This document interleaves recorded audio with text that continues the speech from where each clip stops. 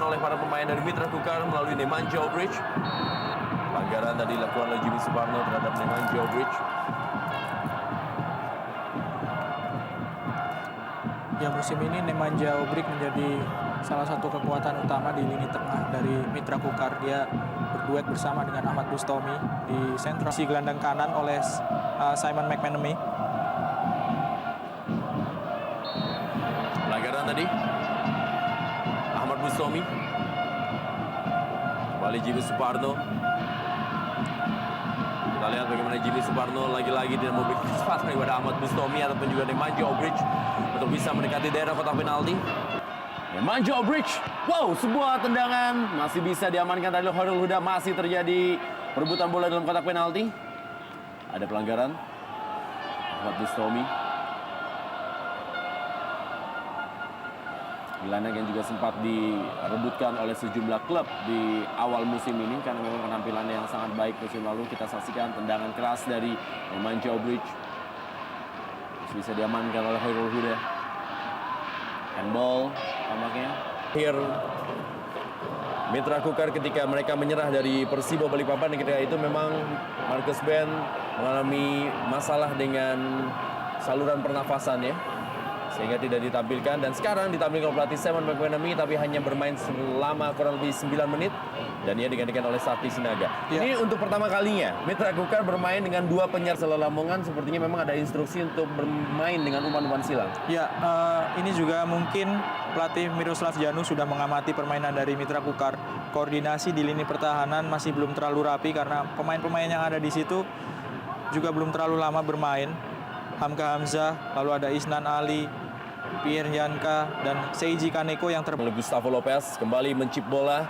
Masih ada Hamka Hamzah, Pierre Yanka berebut bola dengan Mario Costas dan Gary Setia. Cukup keras. Kita lihat bagaimana perebutan bola antara Gary Setia dengan Hamka Hamzah tampaknya.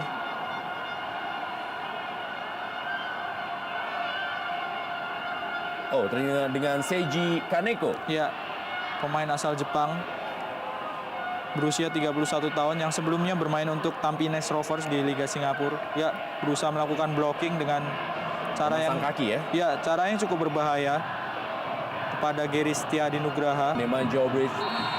Pelanggaran dari belakang oleh Irsyad Aras, tampaknya kartu kuning menjadi hadiah untuk Irsyad Aras. Ya, baru sekali melakukan pelanggaran tapi langsung diganjar kartu kuning karena memang cukup berbahaya dari belakang tanpa adanya penguasaan bola dari Nemanja Obrich yang sedang berlari. Irsyad Aras melanggar dan langsung diganjar kartu kuning. Ya, sudah lepas bola dari penguasaan Obrich dan dalam posisi yang menguntungkan karena sedang masuk ke pertahanan dari Persela atas juara bertahan Persipura dengan skor 1-2. Ya, dalam pertandingan yang menurut saya adalah salah satu pertandingan terbaik di Indonesia Super League musim ini. Betul sekali. Pemain-pemain yang sama-sama berkualitas dimiliki oleh Mitra Kukar dan Persipura. Lamongan, Isnan Ali kali ini, umpan silang Isnan Ali. Kita lihat Fatur Rahman duel tadi dengan Andin Dito.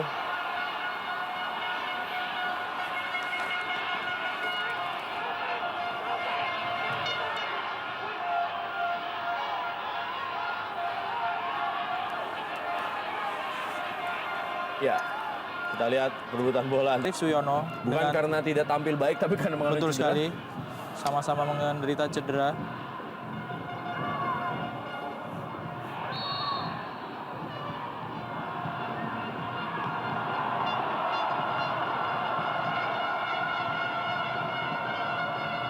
Kartu kuning untuk IGD Sukadana.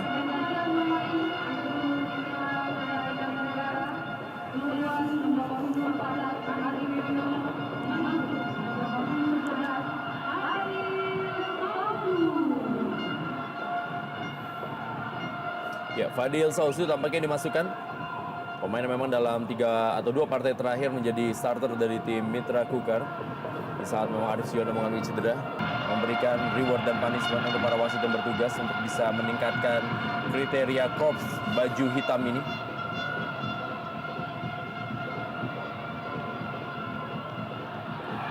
Pelanggaran dilakukan oleh Suroso. untuk Sakti Sinaga. Ya, tidak banyak aksi dari Saktiawan Sinaga sampai sejauh ini. Ini juga berhubungan dengan minimnya suplai bola yang diterima.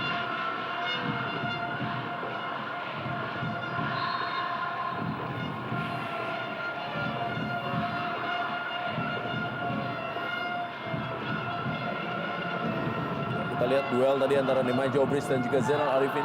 Pelatih yang menangani Persela Lamongan, mulai dari M. Basri, Dodo Cahyono Putra, dan juga Miro Janu. Ya, Subangkit dan Joko Susilo juga sempat menangani Zainal Arifin.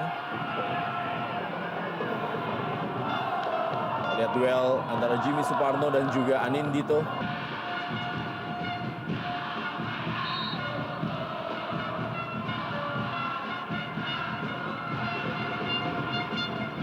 Sebuah pelanggaran dari Ardan Aras. Yang menarik adalah Ardan Aras ini sebetulnya memiliki Irsyad Aras memiliki adik Ardan Aras. Kembali sebuah peluang didapatkan. Tampaknya sudah terjadi pelanggaran terlebih dahulu. Duel antara Roman Golian dan juga Sakti Sinaga. Ya, kita lihat Sakti Sinaga masih memegangi tangannya.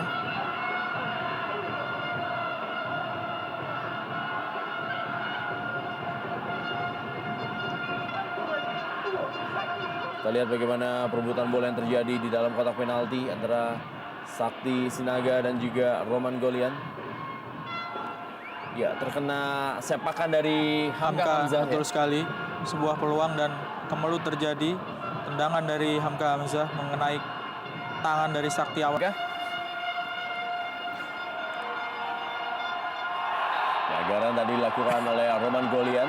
Cukup keras pelanggaran dari Roman Golian terhadap Anindito. Ya, dan lagi-lagi para pemain Persela sepertinya tidak cepat belajar ketika pelanggaran-pelanggaran dilakukan, tentu melahirkan sebuah tendangan bebas yang bisa membuat para pemain Mitra Kukar menambah golnya. Dari Mario Kostas untuk bisa mencetak gol.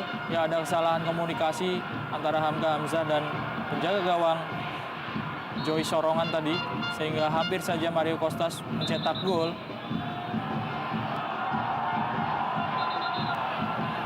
Fadil Sausu.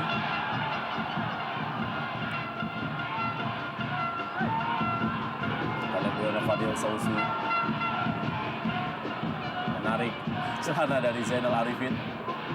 Dari Aji Imbu Tenggarong Kalimantan Timur, yaitu Persipura Jayapura. Ya, kita lihat handball dan penalti untuk Persela Lamongan. Kita lihat bagaimana Pierre Nyangka pun tidak melakukan protes karena memang sudah merasa dirinya melakukan kesalahan.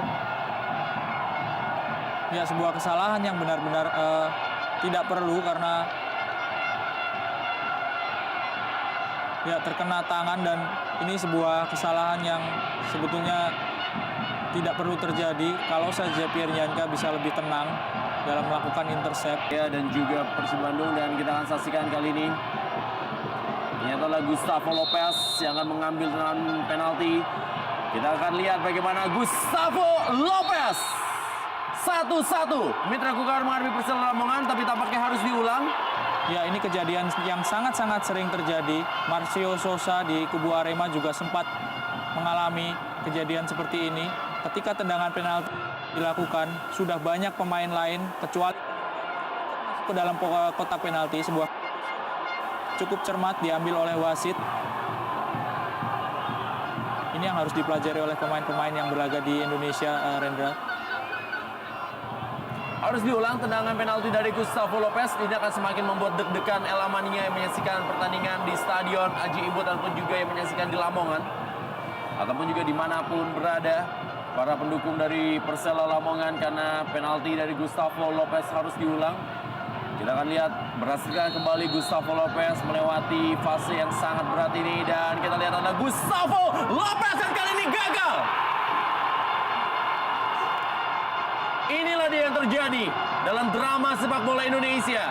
Gustavo Lopez mengambil arah yang sama tapi tendangannya melebar, dan Mitra Kukar kali ini masih tetap unggul 1-0 atas Persela Lamongan. Ya, tidak mudah memang untuk mengambil tendangan kedua seperti yang dilakukan oleh Gustavo Lopez.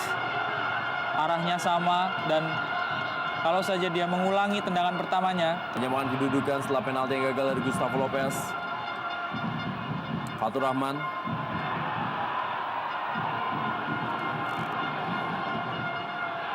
Pelanggaran dilakukan oleh Igede Sukadana terhadap Sakti Sinaga. yang menarik adalah reaksi dari Saktiawan Sinaga yang tidak terlalu emosional meskipun jelas-jelas dilanggar.